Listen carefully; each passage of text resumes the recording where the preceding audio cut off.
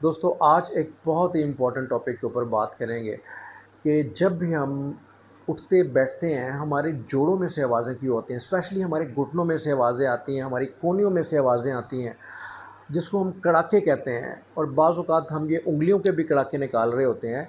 क्या ये एक बहुत बड़ी बीमारी का अलार्मिंग सिचुएशन है या एक नॉर्मल फिनोमेना है? दोस्तों वीडियो को एंड तक ज़रूर देखिएगा, आपको एक-एक चीज़ का जो है नॉलेज इसमें मिलेगा। सबसे पहले तो मैं आपको ये बताना चाहता हूँ कि जब भी आपको कड़ाकों की आवाज़ फ़ील हो आपकी उँगलियों में, आपके घुटनों में, उठें, बैठें, तो ये एक बहुत बड़ी बीमारी की कोई सिचुएशन नहीं है, एक नॉर्मल फिनोमेना है। होता ये है कि आपके जो जॉइंट्स हैं, उनमें फ्लूइड होता है, साइनोवियल फ्लूइड, और उस फ्लूइड के अंदर गैसेज़ होती हैं मुख्तलिफ़, carbon dioxide, nitrogen, oxygen.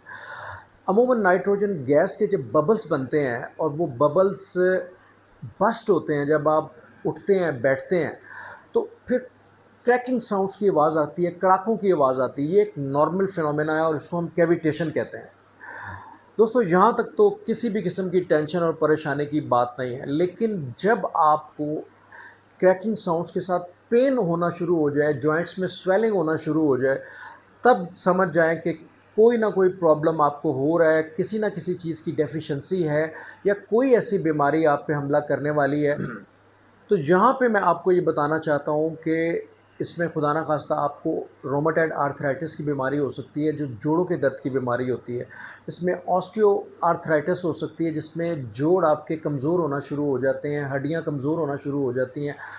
Osteoporosis, जिसमें हड्डियाँ भुरनी शुरू हो जाती हैं। लेकिन ये लेट जो एजेस हैं, जिसमें 40 प्लस या 50 प्लस में जो लोग जाते हैं, उनमें ये प्रॉब्लम होती है।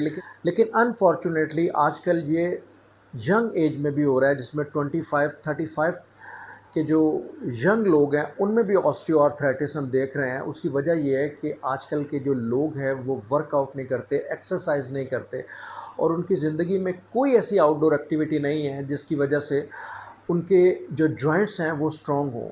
होता ये है दोस्तों कि जब भी आप कोई मूवमेंट करते हैं, मोर पेन मोर गेन का जो एक फ़ॉर्मूला है, उसको हमेशा याद रखें। आपके जॉइंट्स हमेशा स्ट्रॉन्ग रहेंगे अगर आप कोई आउटडोर एक्टिविटी करते हैं, जॉगिंग करते हैं, साइक्लिंग करते हैं, स्विमिंग करते हैं या ब्रिस्क वॉक करते हैं। तो यकीन जानिए कि आपके जॉइंट्स, आप जितने मर्ज़ी बूढ़े हो जाएँ, बहुत से आपने बूढ़े लोग देखे होंगे, यकीन जानिए कि वो हज़ार जवानों से बेहतर होते हैं।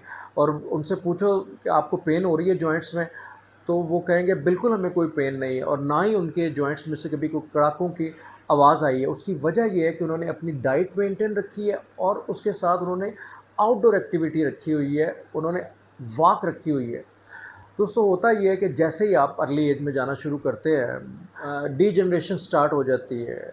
डीजनरेटिव चेंजेस में होता ये है कि कोलेजन प्रोटीन आपकी जॉइंट्स में ख़त्म होना शुरू हो जाती है, और साथ ही आपके जो साइनोवियल फ्लूइड है और उसके अंदर हाइलुरोनिक एसिड है, वो कम होना शुरू हो जाता है दोस्तों। जैसे ये चीज़ें कम होना शुरू हो जाती है, आपकी के जॉइंट्स में फ्रिक्शन कम हो जाती है और कड़ाकों की आवाज़ आना शुरू हो जाती है। तो यहाँ पे आपको ये करना है कि अपनी डाइट का ख़्याल रखना है। आपने स्पेशली जो है बीफ, मटन और चिकन की यखनी ज़्यादा इस्तेमाल करनी है। लेकिन उस सूरत में ये देखना है कि आपको खुदा न ख़ास्ता कोई हाइपरटेंशन की प्रॉब्लम तो नहीं है, ये आपने ख़्याल रखना है। और उस यखनी में आपने कोशिश करना है कि मुख्तलिफ़ किस्म की सब्ज़ियाँ डाल लेनी है, वेजिटेबल्स डाल लेने हैं।